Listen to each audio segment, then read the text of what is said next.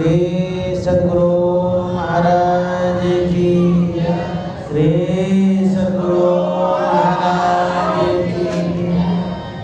नमामि अमित ज्ञान रूपम कृपालम अगम बोध दाता सुबुद्धि निधि विशालम क्षमाशील यत धीर गंभीर ज्ञानम रमकील दृढ़ धीर समधीर ध्यानम जगत त्राणकारी अघारी उदारम भगत प्राण रूपम दया गुण पारम नमो सद्गुरुं ज्ञान दाता सुस्वामी नमामि नमामि नमामि नमामि श्री सद्गुरु महाराज की। परमाराध्य सद्गुरु महाराज गुरुदेव महर्षि संतसेवी परमहंस जी महाराज हमारे बीच कुप्पा घाट से आए पूज्यपाद स्वरूपानंद जी महाराज, हमारे ज्ञानी बाबू, ध्यानी बाबू, गिरवर बाबू, श्याम बाबू और मुझे लक्ष्मी बाबू भी याद आते हैं, क्योंकि उन्होंने भी इस समाज को कुछ दिया है, तो उन्हें भी मैं प्रणाम करता हूँ। और संतमत की भी सेवा उन्होंने बहुत की है, लक्ष्मी बाबू ने। उनके ये दो पुत्र हैं, दो लाल हैं जो संतमत का प्रचार प्रसार कर रहे हैं। आज हम लोग जिस पावन मेला पर उपस्थित हैं, जिस परम पवित्र पुरुष को याद कर रहे हैं, वो हमारे गुरु महाराज थे और 135वीं जयंती मना रहे हैं। संत महात्मा इस संसार में आते हैं, लेकिन ज्ञान के रूप में वो जीवित रहते हैं, जागृत रहते हैं, वो संसार से जाते नहीं हैं। जागृत जिंदा सद्गुरु जग में सब जिनको कर जोड़ा है, जगे हुए भी रहते हैं और जिंदा भी रहते हैं। हम लोगों के बीच में गुरु महाराज हैं, ज्ञान के रूप में है, सूक्ष्म रूप में है, आभा रूप में है, ज्योति रूप में है, इसलिए उन्हें हम लोग याद करते हैं। यह सबसे बड़ी सेवा है जो हम लोग अभी कर रहे हैं। जन्मदिन के माध्यम से गुरु महाराज को हम लोग याद कर रहे हैं, उनके जीवन को याद कर रहे हैं, उनकी साधना को याद करते हैं, उनके ज्ञान को याद करते हैं, उनकी कीर्ति को याद करते हैं, उनकी जो देन है उन्हें याद करते हैं। यह याद करना ही उनकी सेवा है। गुरु महाराज इस संसार में आए, क्या दे करके गए? हम कह सकते हैं क्या नहीं दे करके गए। उन्होंने बहुत कुछ दिया, और यदि वो नहीं देते तो आज हम इस स्थिति में नहीं रहते। गुरु महाराज ने बड़ी कृपा करके सही रास्ता दिया है, सही मार्ग दिया है, सही ज्ञान दिया है, सूक्ष्म ज्ञान दिया है, इसलिए उन्हें बार बार नमन है, उनके चरणों में प्रणाम है। गुरु महाराज जब बालावस्था में थे, बड़े मेधावी थे, बड़े कुशाग्र थे, तेजस्वी थे। उनको जब हम लोग याद करते हैं, उनकी जो नैसर्गिक आभा है वो प्रभावित करती है। गुरु महाराज जब पिताजी के पास बैठे रहते थे, उनके पिताजी रामायण का पाठ करते थे, रामायण की पंक्तियों को एकाग्रता पूर्वक सुनते थे। गुरु महाराज देखते थे पिताजी को, कभी कभार वो भाव विह्वल होकर के उन पंक्तियों को पढ़ते पढ़ते रो पड़ते थे। गुरु महाराज को उन दृश्यों को देखने के बाद बड़ी प्रेरणा मिलती थी। गुरु महाराज प्रभावित होते थे बच्चे छोटे थे, लेकिन इन्हें आश्चर्य लगता था, आखिर इन किताब में क्या है जो हमारे पिताजी रो पड़ते हैं। जब उनके पिताजी रामचरितमानस को रख देते थे तो उसके बाद गुरु महाराज निकाल लेते थे और पढ़ने लगते थे। बराबर पढ़ते थे। इन्हें भी पढ़ने में बड़ा अच्छा लगा और लगाव हो गया रामायण से। पढ़ते पढ़ते एक पद्य पढ़ने को मिला, दे धरे कर यह सुभाई भजी राम सब काम भी आई। गुरु महाराज ने पढ़ा कि शरीर धारण करने का यही फल है कि सब काम छोड़ करके भगवत भजन करना चाहिए। गुरु महाराज ने पढ़ा, गढ़ा भी, इन पद्यों को जीवन में उतारा भी और सच में घर द्वार सब छोड़ करके साधना में लग गए और इस शरीर को सार्थक ही कर ली। गुरु महाराज जब साधना के क्रम में धरारा में रहा करते थे, वहाँ एक मिट्टी का कुआं बना लिए थे और उस कुआं में बैठ करके ध्यान करते थे। कितना लगाव था साधना के प्रति, ध्यान के प्रति कितना झुकाव था गुरु महाराज का, कितना उत्तम संस्कार था जो कुआं खोद करके ध्यान करते थे। भूखे प्यासे ध्यान में बैठे रहते थे। यहाँ तक सुनने को मिला कि गुरु महाराज कई दिन तक भूखे रहते थे। किसी सज्जन की नज़र पड़ी, उन्होंने देखा कि महात्मा जी बैठे हुए हैं कुएं में और इधर उधर भी नहीं जा रहे हैं खाने पीने के लिए। उनके दिल में दया आ गई, घर से भोजन बना करके लाए, मिट्टी के पात्र में वो भोजन गाछ में टांग दिए और वो सज्जन चले गए। जब गुरु महाराज ध्यान से उठे तो पात्र में देखते हैं भोजन है, उस भोजन को ग्रहण कर लेते हैं, खा लेते हैं। कभी मिलता था तो खाते थे, नहीं तो कोई बात नहीं, भूखे प्यासे ध्यान करते थे। गुरु महाराज ने ध्यान को समझा, ध्यान को जीवन में उतारा, ध्यान की आवश्यकता को समझा, ध्यान की विशेषता को समझा, इसलिए वो ध्यान की ओर मुड़ गए। उस गुफा में ध्यान करते थे, वहाँ से चल करके कुप्पा घाट आए। यहाँ के रमणीक स्थान को चयन किया, चुना, देखा एकांत है, शांत है, साधना के लिए सुयोग्य स्थान है। उसको कुप्पा घाट के गुफा में भी गुरु महाराज ने अनवरत साधना की, लगातार साधना किया, अथक साधना की। सुनते हैं साधना के क्रम में गुरु महाराज का शरीर पीला हो गया था। इतनी कठिन साधना, कठोर साधना, कड़ी साधना गुरु महाराज ने की, शरीर पीला हो गया। हस हस कंत न पाया जिन पाया तिन रो। अपने शरीर को झोंक दिए साधना में। उस कठिन परिश्रम के कारण ही गुरु महाराज को मोक्ष और मुक्ति मिली।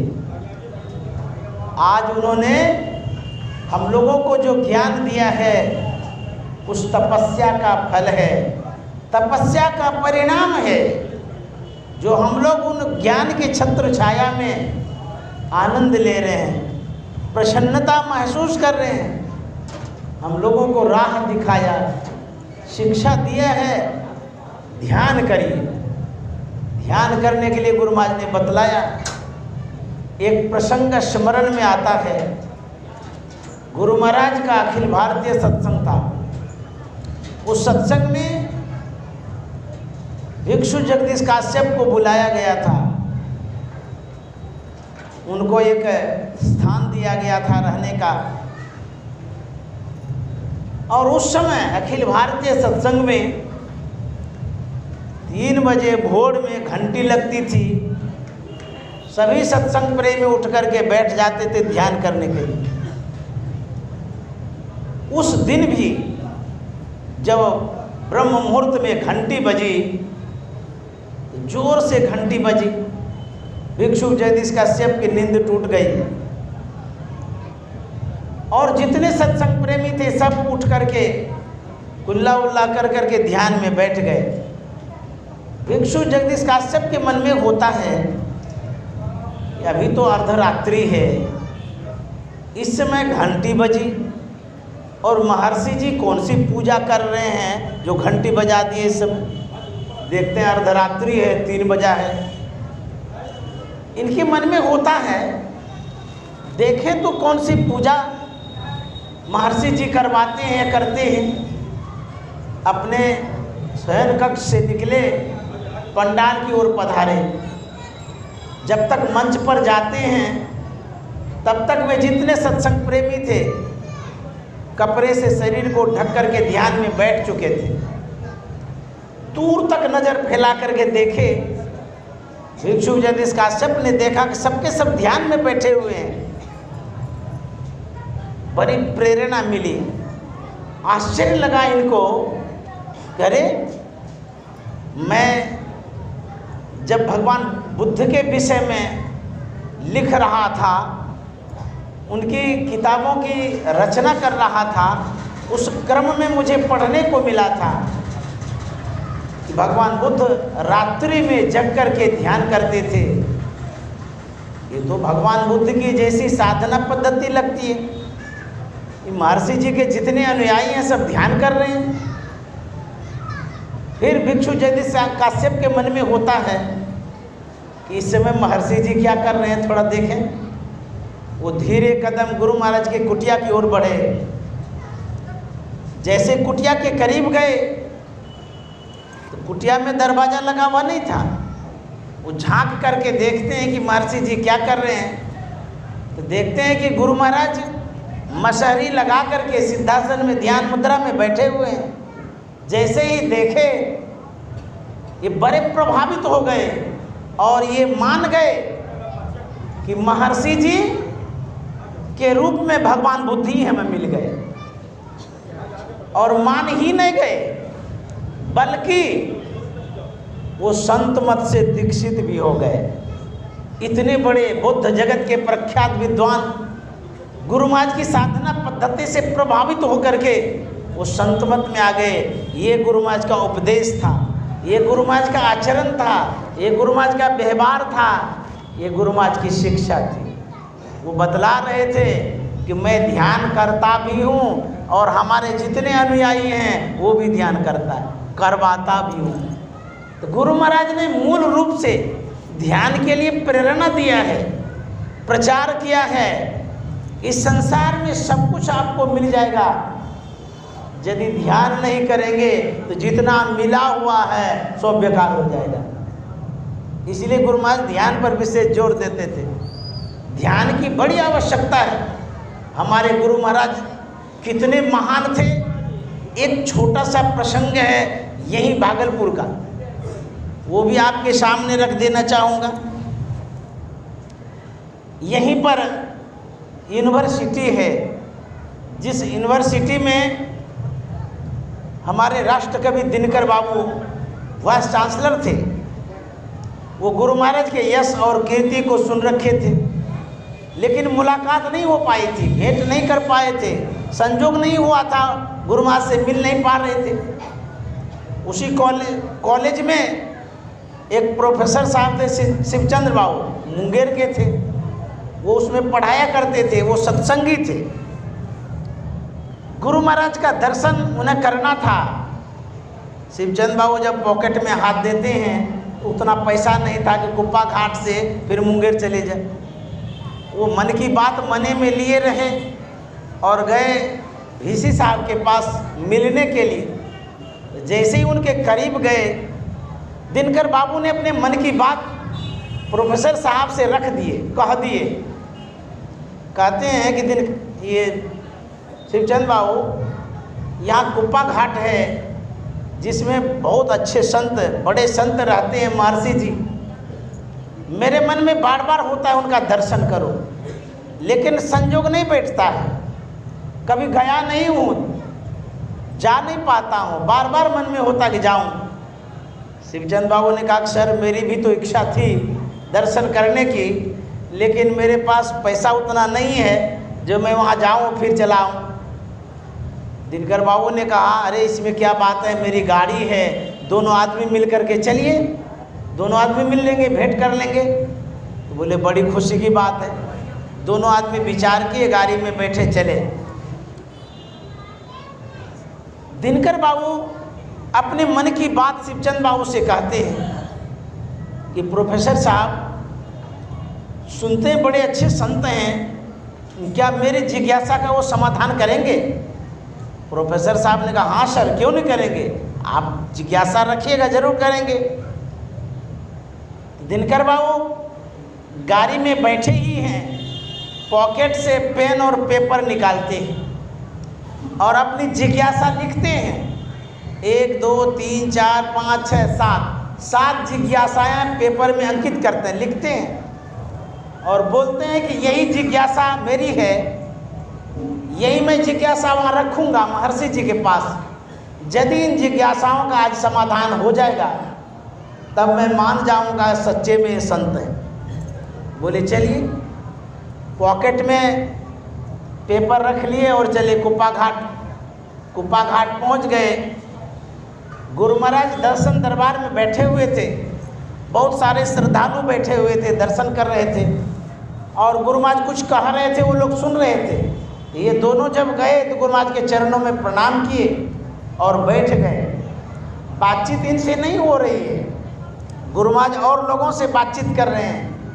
लेकिन जैसे ये बैठ गए, उसी समय गुरु महाराज जो पहला क्वेश्चन था, पहला प्रश्न था, उसी प्रश्न का उत्तर देते हैं बिना पूछे। मन की जाने सबे गुरु कहाँ छिपावे। अरे पेपर की बात कौन कहे, गुरु महाराज तो मन की बात जानते थे। अब देखिए उत्तर देने की विशेषता, गुरु महाराज की महानता। पहला प्रश्न का उत्तर दे दिए, फिर दूसरे का दिए, तीसरे का दिए, चौथे का दिए। दिनकर बाबू सुनते जा रहे हैं, वो आश्चर्यचकित होते जा रहे हैं, ये क्या हो रहा, अभी तो बात भी नहीं किए, कुछ पूछे भी नहीं। अरे उत्तर देने की क्रमबद्धता कितनी अच्छी है, एक क्रम से उत्तर दे रहे हैं। होते होते जब 7वें क्वेश्चन का उत्तर दे दिए, दिनकर बाबू खड़े हो गए, साष्टांग गुरु महाराज के चरणों में गिर गए, बोले कि मैं मान गया ये सच्चे संत हैं। माने ही नहीं बल्कि उन्होंने एक पुस्तक लिखी, उत्तर भारत की संत परंपरा, उसमें उन्होंने संत मत की चर्चा भी की। वो कॉलेज में पढ़ाया जाता है। ऐसे महान गुरु महाराज थे और उनका महान ज्ञान था। गुरु महाराज ने ईश्वर स्वरूप के विषय में जो सुझाया है, जो बताया है, जो समझाया है, शायद और कहीं पर सुनने समझने को मिलेगा। गुरु महाराज ने जो साधना के विषय में समझाया है, वो सब पुस्तकों में आपको नहीं मिलेगी। गुरु महाराज ने जो पुस्तक की रचना की है, उसमें बड़ी अद्भुतता है, विलक्षणता है। इनके लिखने की, पुस्तक को सजाने की, ज्ञान को सजाने की जो विलक्षणता है और संतों में नहीं मिलती है। गुरु महाराज ने बड़ी कृपा की है, हम लोगों को वो ज्ञान दिया है जो अमेरिका में नहीं है। गुरु महाराज का ज्ञान सर्वसाधारण के बीच में है, लेकिन जो बड़े बड़े शिक्षित हैं, पढ़े लिखे हैं, धनवान हैं, पैसे वाले हैं, उनके पास ये ज्ञान नहीं है। कचिया पास, खुरपी पास, कुदाल पास, हरवाहा के पास, चरवाहा के पास, अनपढ़ के पास बिंदु ध्यान विधि नाद ध्यान विधि का प्रचार प्रसार किए। ये ज्ञान इंग्लैंड में, अमेरिका में खोजिएगा तो नहीं मिलेगा। जब महर्षि महेश योगी ने गुरु महाराज से कहा था कि आप विदेशों में प्रचार करिए, मैं साधन देता हूँ, हवाई जहाज देता हूँ, वहाँ जाकर के प्रचार प्रसार करिए इस ज्ञान का। गुरु महाराज ने कहा, पहले मैं अपने देश के अंधकार को दूर कर लूँ, तब दूसरे देश में उजाला करने जाऊँगा। महर्षि महेश योगी ने कहा था कि मैं आपको दान में दे रहा हूँ, हवाई जहाज ले लीजिए। गुरु महाराज ने कहा नहीं, उस हवाई जहाज पर हम नहीं चढ़ेंगे, मेरे पास जो हवाई जहाज है उस पर हम चढ़ेंगे। गुरु महाराज ने लिखा है, तम फटे ज्योति भरे आकाश का तू सैर कर, तम फटे ज्योति भरे आकाश का तू सैर कर, शब्द अनहत सार में मिल लहले सतपद को सही, सुख मन के झीना नाल से अमृत की धारा बही रही, सुख मन के झीना नाल से। गुरु महाराज कहते हैं यह जो हवाई जहाज है भीतर में, कहते हैं उसमें चढ़िए, आकाश का तू सैर कर, अंतराकाश में घूमिए। संसार के लोग बाह्याकाश में घूमते हैं, हवाई जहाज से घूमते हैं। गुरु महाराज कहते हैं दृष्टि रथ चढ़े श्रुति धावे हो रहा, दृष्टि रूपी रथ पर चढ़ करके घूमिए। इस रथ में कोई पैसा नहीं लगेगा, कोई विशेष मेहनत का काम नहीं है, लेकिन बाहर के हवाई जहाज पर चढ़ेंगे तो पैसा लगेगा। गुरु महाराज कहते हैं वो आनंद तुम्हें मिलेगा जो आनंद बाहर के हवाई जहाज में नहीं मिलता है, और उनको मिलेगा जो निर्धन हैं, गरीब हैं, असहाय हैं, पराधीन हैं, परवश हैं, उनको वो आनंद मिलेगा जो आनंद अमेरिका वाले को नहीं मिलता है। इसलिए गुरु महाराज कहते हैं अंतर चलिए, भीतर चलिए, साधना के रथ पर चढ़िए। दुख दर्द भव के सब मिटे सतगुरु चरण नित से, ये दुख दर्द भव के सब मिटे सतगुरु चरण नित से, ये गुरु भक्ति बिन कछु ना बने, में ही सकल संतन कही, सुख मन के झीना नाल से अमृत की धारा बही रही, सुख मन के झीना नाल से। गुरु महाराज ने जो रास्ता बतलाया है, जो मार्ग बतलाया है, गुरु महाराज ने जो हम लोगों को ज्ञान दिया है, उस ज्ञान के रूप अनुरूप चलेंगे, हमारा अवश्य कल्याण होगा, अवश्य उद्धार होगा। और आज हम लोग जो गुरु महाराज को याद कर रहे हैं, उनकी छोटी छोटी यश गाथाओं को याद कर रहे हैं, उनकी कीर्ति को याद कर रहे हैं, उनके जो उपकार हैं उनको याद कर रहे हैं। एक छोटा सा प्रसंग सुना के समाप्त करना चाहूँगा। गुरु महाराज के पास माता जी आई, गरीब थी, देहात की थी, पढ़ी लिखी नहीं थी, लेकिन बड़ी श्रद्धावान थी। उनके अंदर में सद्गुरु के प्रति आस्था और विश्वास था। कुप्पा घाट आए, गुरु महाराज के चरणों में प्रणाम निवेदित किया, बड़े भाव से सहजता पूर्वक उन्होंने अपने आंचल से 4 आना निकाला और गुरु महाराज के चरणों में चढ़ा दिया। भाव बस वो कहती है कि बाबा इसका भंडारा कर दीजिएगा। जितने लोग वहाँ उपस्थित थे सब हंसने लगे, बोले कि माता जी क्या बोल रही है, 4 आना का कहीं भंडारा होता है। लेकिन गुरु महाराज चुप थे, वो कुछ बोल नहीं रहे थे। जब सब शांत हो गए तब गुरु महाराज ने अपने रसोइये से कहा कि सुनो जी, ये 4 आना ले लो। माता जी ने बड़ी श्रद्धा से चढ़ाया है और इनकी इच्छा है भंडारा कराने की। तो सुनो, ये 4 आना भी रख लो। जब कुप्पा घाट में विशाल भंडारा होगा, बहुत बड़ा भंडारा होगा, तब इस 4 आने का नमक खरीद लेना और उस नमक को भंडारा में लगा देना। गुरु महाराज का ज्ञान, मस्तिष्क कितना तीक्ष्ण और तेज था और श्रद्धा का कितना सम्मान कर रहे हैं। गुरु महाराज उनके मन को पढ़ रहे हैं, उनकी श्रद्धा को देख रहे हैं, उनकी निष्ठा को देख रहे हैं कि माता जी के मन में है भंडारा होना चाहिए तो हो ही जाएगा। और गुरु महाराज करके दिखा दिए। ऐसे हमारे गुरु महाराज महान थे, दिव्य विभूति थे और उनके सानिध्य में हम लोग सत्संग और ध्यान करते हैं और उनको आज याद कर रहे हैं। जिन धर्मात्मा ने, पुण्यात्मा ने इसमें सहयोग किया है, मदद किया है, उनके ऊपर गुरु की कृपा अवश्य होगी। आप लोग यहाँ सुनने के लिए आए हैं, ये गुरु महाराज की सेवा कर रहे हैं आप, और आप लोगों के ऊपर भी गुरु महाराज की बड़ी कृपा हो, सबके ऊपर कृपा बना करके रखें।